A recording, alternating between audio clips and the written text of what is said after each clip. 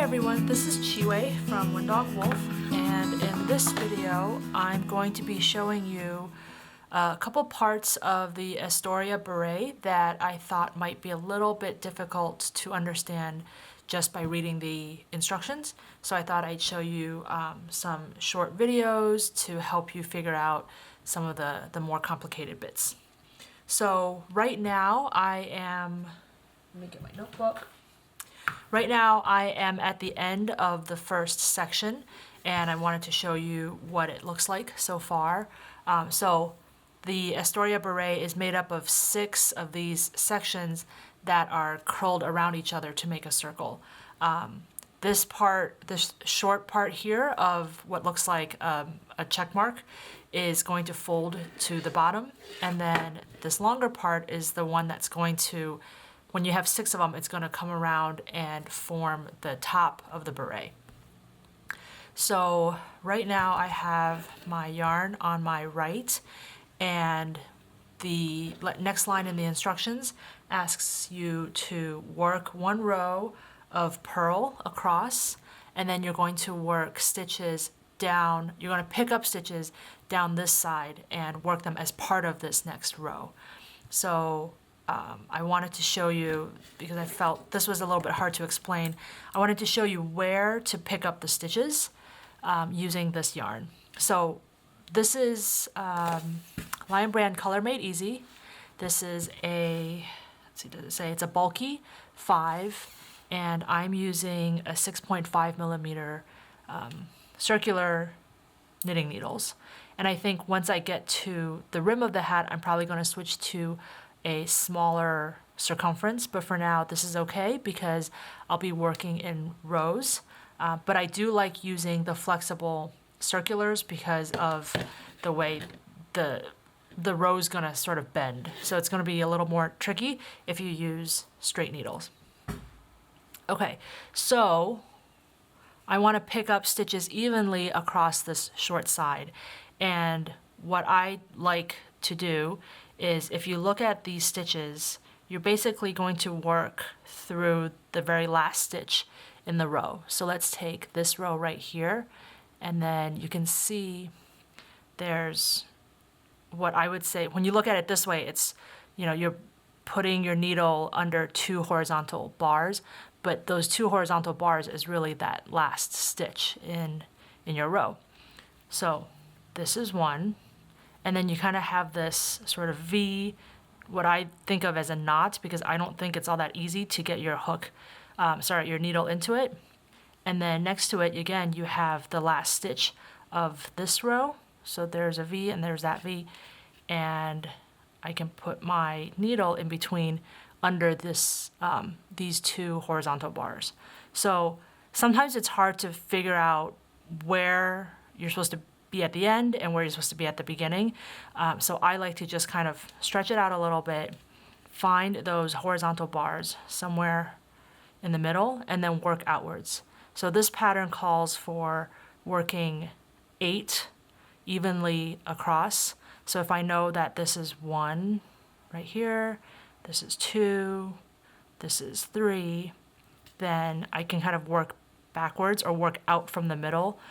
So I know that this is one of them, and actually this stitch that you're making is going to be the beginning of it, because once you get through the next row, this will be free. So this is 1, 2, 3, 4, 5, 6, 7, and then at this very end, I'm going to pick up this last bit. Now I think if you want to just pick up the last single bar, that's okay. I think I can also pick up sort of the double bar and make it a little bit tighter as well. And then this will actually be the top center of your beret. Okay, so now that I've explained that, let's go back. And I'm going to purl my way across the row first. When you purl, you're not going to be making any decreases, so you're just going to purl all the way across.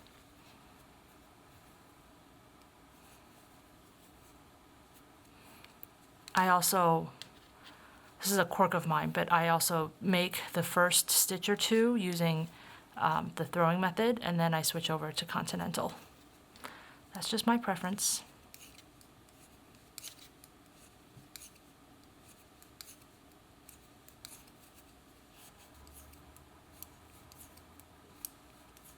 Okay, so I've come to the last stitch, and I'm going to purl that.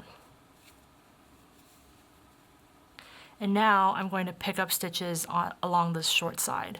And you can see now that we've made the next row, as I mentioned before, the first stitch is going to be right here. It's going to be right underneath. That's the first stitch that you're going to pick up. And we're going to be picking up and purling instead of picking up and knitting. So that's going to be a little bit different. So I like to just kind of keep this keep the working yarn out of the way so you can kind of see those two horizontal bars that you need to work under. Take your left needle, work under those bars from front to back. Keep the working yarn in front because you will be purling, and it feels awkward because your stitch is right here, but you're going to be working right next to it. And then you want to just purl that stitch. So you've picked up one stitch, and this just works the corner because you're turning 90 degrees, you're going to make that extra stitch right in the corner. And then from here, you're going to work the rest of the side. So that was one, and then the next one is going to be under those two horizontal bars. So again, from front to back with the working yarn in front because we're purling. Two. And I like to pull the yarn tight because I find that if I don't do that, it gets too loose right at the join. And then we just continue. 3.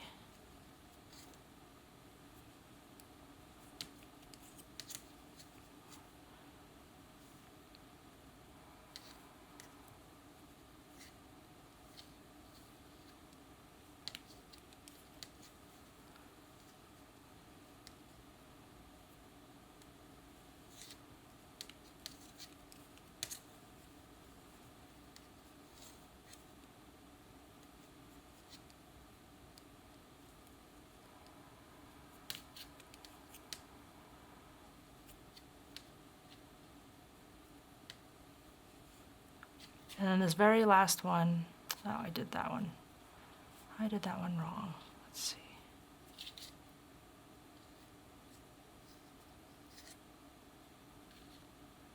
Under the two horizontal bars, just make sure you have those two horizontal bars cleanly. And then this last stitch, I've just put it through this one leg before, but I think this time I'm going to put it through both. And again, make sure it's clean and you're not picking up any other bits of another strand, especially if you're using yarn that likes to split.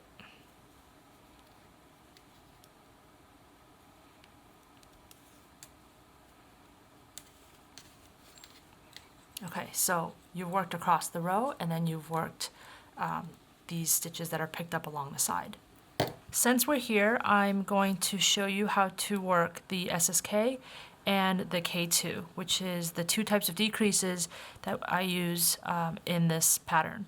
So right now the SSK is going to be the left leaning decrease, and then the K2 together is going to be the right leaning decrease.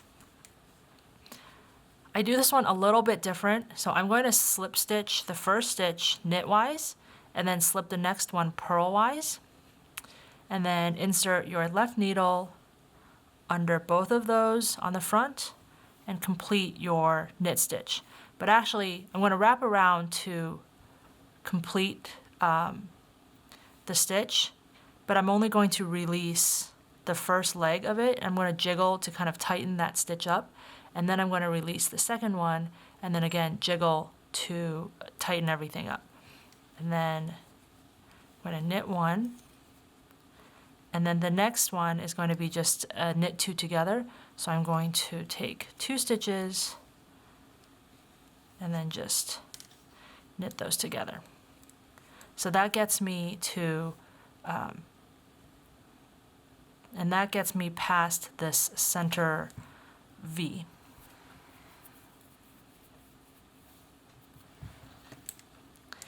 We're going to continue down the row.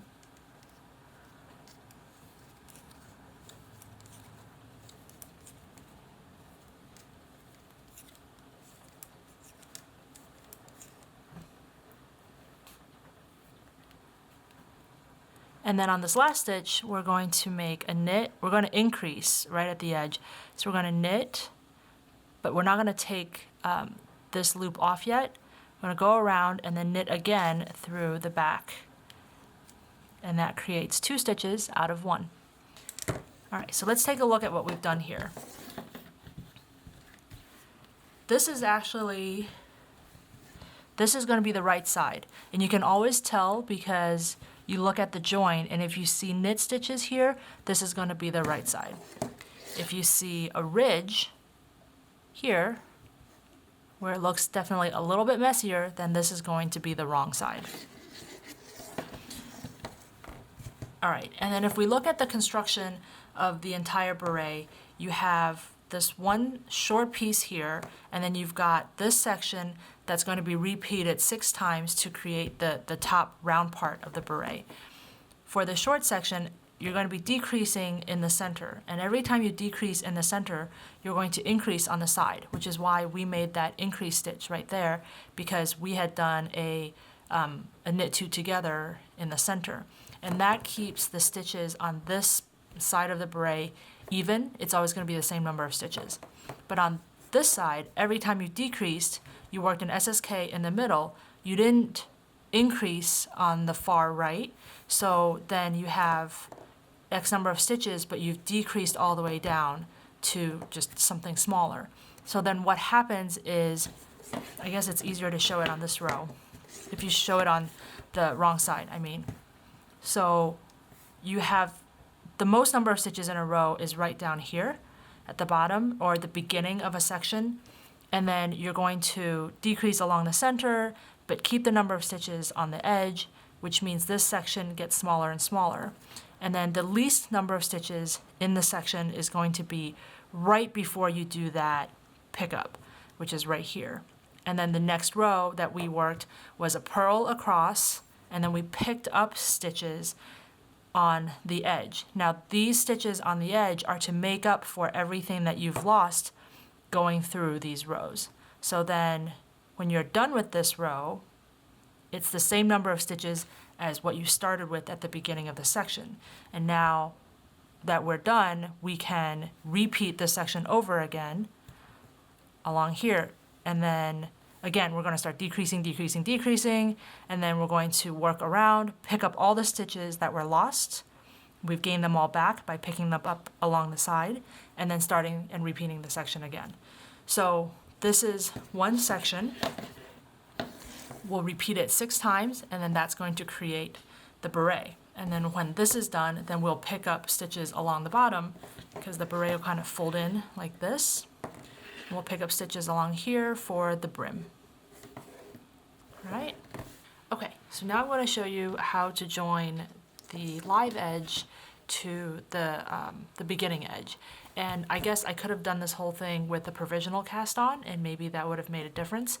But I didn't. I started with just a regular cast on. This is the first section, and you can see I have 1, 2, 3, 4, 5, and this is section 6. So if we turn this whole thing under, you can see this is going to line up, and that's the top of the beret. Okay, so this next part is going to be sewn. It's not going to be knitted. So we're going to be cutting a length of yarn. I like to cut it pretty long. It gets a little bit annoying, but I'd rather have that than run out of yarn. So I cut maybe 4 to 5 times this distance. And if I have the yarn to spare, I cut it a little bit longer. All right, so we're going to be working stitches off of this needle and over onto this side. You can see this loop, it goes under and around. So we're going to be working through that. And then the next one is right here. The next one is right here. But let's figure out where we're going to start, because we worked into the last stitch of this row when we worked into the edge. So if you have a hard time finding this stitch, you can turn it around and you can see it's a lot easier to see where the stitches are. So then you go back and you say, okay, this is the first stitch that I need to work into. This is the second and the third and the fourth. So if I hold my finger here, I know this is the first stitch. Turn it back around, and then you kind of pull apart a little bit and you can see, there it is. This is that first stitch that we're going to work into. Okay? And you can use a stitch marker if you want to hold that in place, whatever works for you. I'm going to grab a stitch marker and just hold on to that so I don't lose it. Okay. Now you're going to take your end, and it's already here, but we're going to work into this stitch anyways. And what we're going to do is build another knit row. So you're going to take your needle and you're going to work purlwise into the front of this first stitch and pull through. And then you're going to make sure that doesn't fall off. You're going to take this first stitch that we've indicated with a marker. I can take that off now. And you're going to go right under it. Just make sure it's a clean insert there. Okay? And pull that through.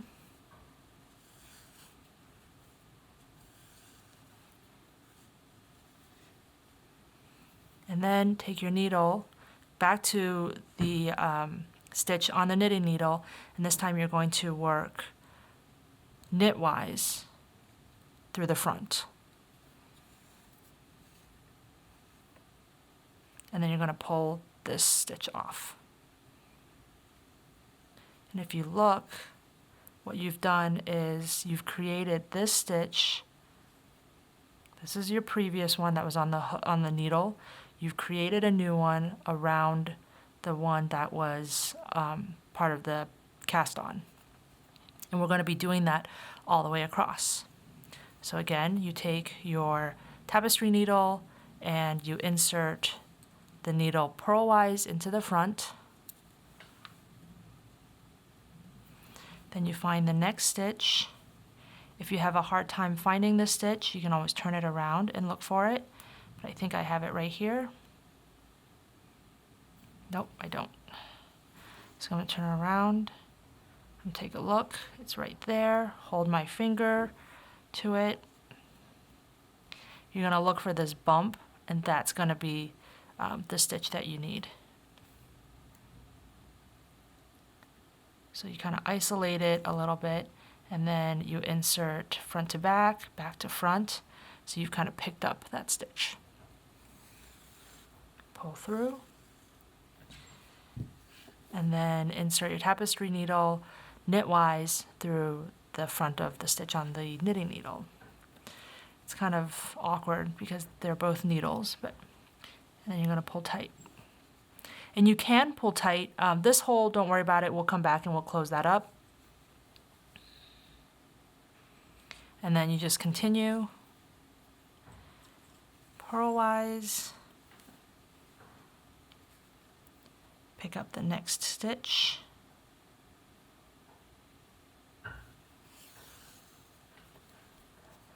Knit. And then drop the stitch. One thing to note as you work this row together is to maybe mark every 5th stitch, because when you get to the end here, there is a decrease right at this stitch. It's easier to see from the other side, but there's actually a decrease. So we're going to be working into each of these stitches, this one, and then on this very last stitch, we're going to be decreasing into that stitch.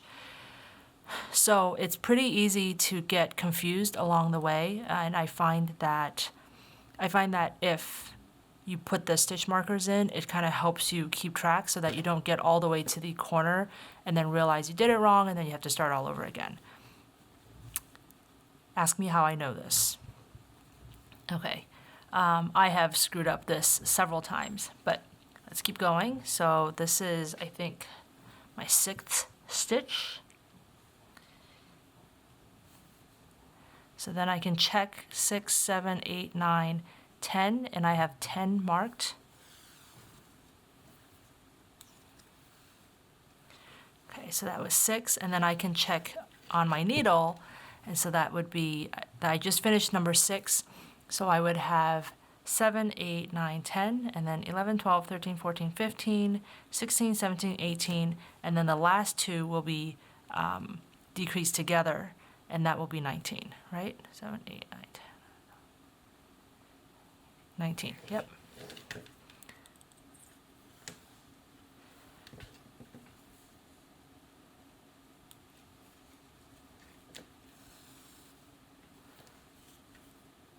Now we are at the last 3 stitches.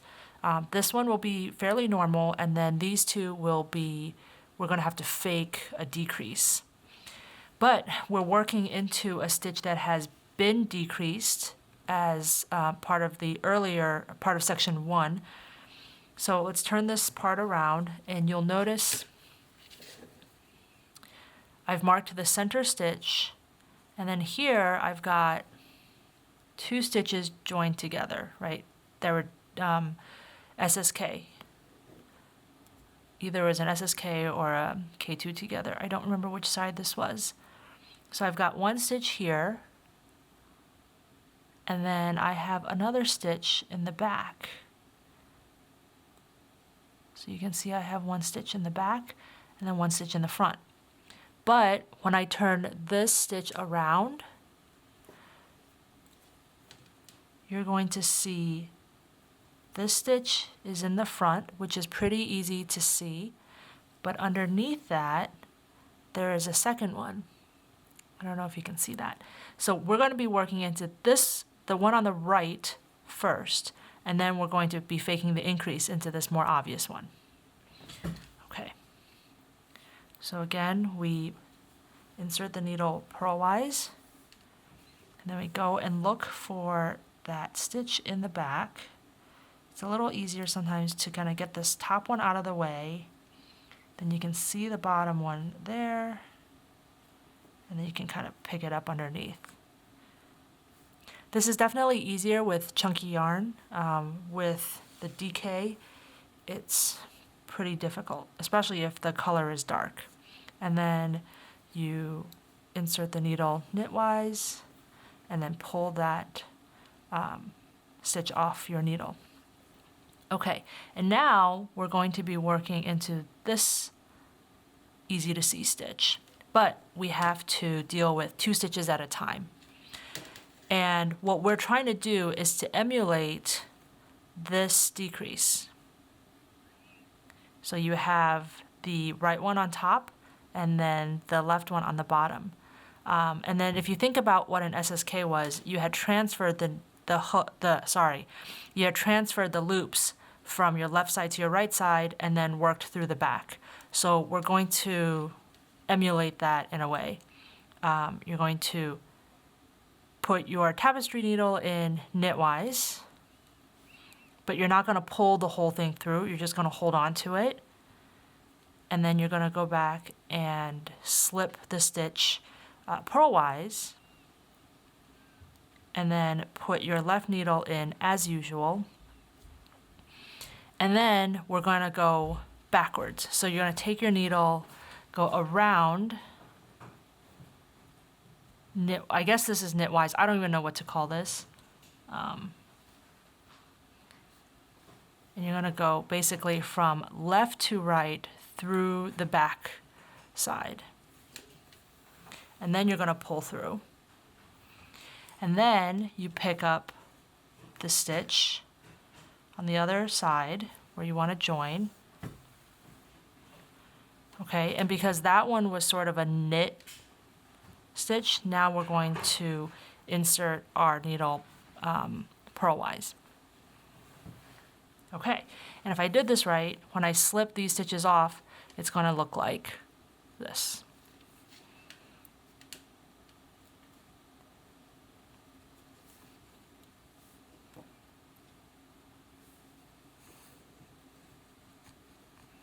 So you can see we've decreased, kind of faked a decrease with the right one on top and the left one on the bottom, which is the same as it is up here. Okay, so now we get rid of a marker, and then we're going to work into the center stitch as usual.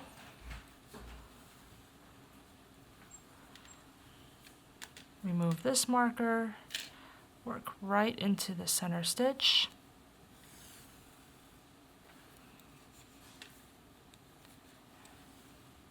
Drop this loop, pull tight, and that's your center stitch.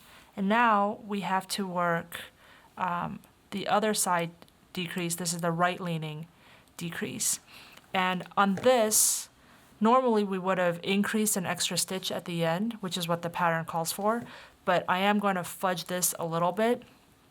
So even though there are 2 stitches here, and if I'm completely correct, I should be decreasing into the front stitch and then working into this next back stitch, getting all the way to the end and increasing. What I'm going to do is I'm going to decrease, use these 2 stitches and decrease them, knit them together, but I'm going to knit them around this entire thing, which is 2 stitches. So really, the increases and decreases kind of cancel out.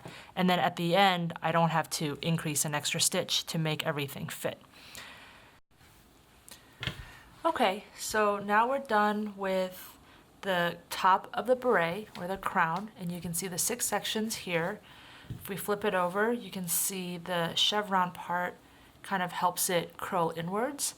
And the next part of the pattern is to create the ribbed brim all the way around. So you're going to be picking up stitches along what I call the bias edge, and it's biased because you're not looking at rows perpendicular to the edge. It's going to be at a slant to the edge. So this is the bias edge, and then so you can see this is the chevron as listed in the pattern.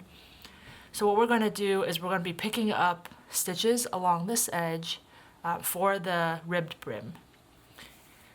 For this particular pattern, actually for both patterns, what we want to do is pick up, let's see, how do I say this? There's 6 sections, and we want to pick up 72 stitches all the way around. So 72 divided by 6 is 12, which means that I need to pick up 12 stitches for each chevron. So if we take a look at the chevron itself, let's say we take this section, right? This is where the first bend occurs. So if you follow the bend around and then you place a marker, then you go to the next section. This is where we started. Now we're going to count to here. And if you follow this piece all the way around and place another marker here, you know that this constitutes 1/6 of the entire circumference. And so if we want 72 stitches picked up around, then we have to fit 12 stitches in between our 2 stitch markers. And what that amounts to is you're going to pick up 3 stitches for every, what I call a purl bump. So there's all these ridges that come around, and whether you work them as knit stitches or as purl stitches, they come out looking like purl bumps. And then there's sort of the valley. So this is the hill and this is the valley. And so what you're going to want to do is you're going to pick up 2 stitches for every hill, for every purl bump, which is 1 per row. And then for that space in between, you're only going to pick up 1 stitch. So for this section right here, it's going to be 3 stitches and then 3 stitches. And I put this marker right in the middle to show you that if I'm working 12 stitches from blue to blue and I split it in half, that means I need to work 6 from this blue one to the red one. And if I look at what I have 2 purl bumps, 2 ridges, so that's 3 picked up stitches here and 3 picked up stitches here. And then if you are making this in DK, it comes out to the same concept, where you'll have a certain number of ridges for each section, and then if you pick up 1 stitch for every of these purl rows and then 1 stitch for sort of that valley, you'll come up with the right number of stitches to be picked up along the brim. Okay, so if we look really closely at the ridges and the valleys, you're going to want to pick up right here. There's a bump. This is for the first purl bump. And then you have another row of what look like purls. So you're going to pick up right here as well. And then you're going to pick up 1 stitch for this valley, which looks like a knit row. There's actually 2 knit rows in here, but we're only going to pick up 1 stitch. So you're going to pick up right here.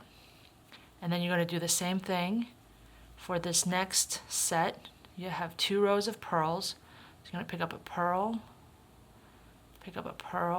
and then you pick up 1 stitch for the valley. And then you're going to work, I'm not going to do this right now, but you're going to work 1 by 1 ribbing all the way around. And you want to make sure that it's an even number. So that's why we have 72 around, and you have an even number so that it's a knit purl all the way around. You're going to work to about 3 inches, and then at that point you're going to fold the brim under, and then you can decide whether you want to use a Kitchener to sew back onto this section right here. So you're going to have this brim, you're going to fold it back, and you're going to attach it right to this join where the ribbing and the crown of the beret starts. And you can decide to join that with live stitches using sort of a Kitchener stitch variation, or you can bind off your ribbing really loosely and then use a mattress stitch and sort of sew on, once you fold the ribbing over, to sew the cast off of the ribbing to this edge right here. For the center, if you have a big hole right here, you can take an extra length of yarn, come up from the center through these stitches right in the middle. And this is similar to what I do as an amigurumi close, where you're going to work from inside out along these stitches around. And all you have to do is pick up a single strand. You don't have to pick up every single one.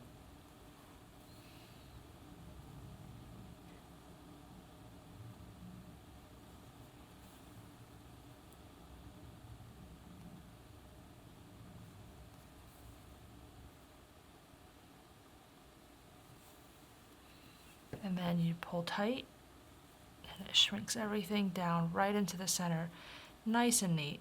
And if you need to, you can go right through that first stitch again, and then put it right back down into the back side or the inside of the hat. Make sure you're not caught on anything. And then as you pull tight, you can pull tight really from either end. That closes that hole right at the top perfectly. And then on the back side, you can tie a knot if you prefer, and then just weave in the ends. And that's it for the Astoria Beret.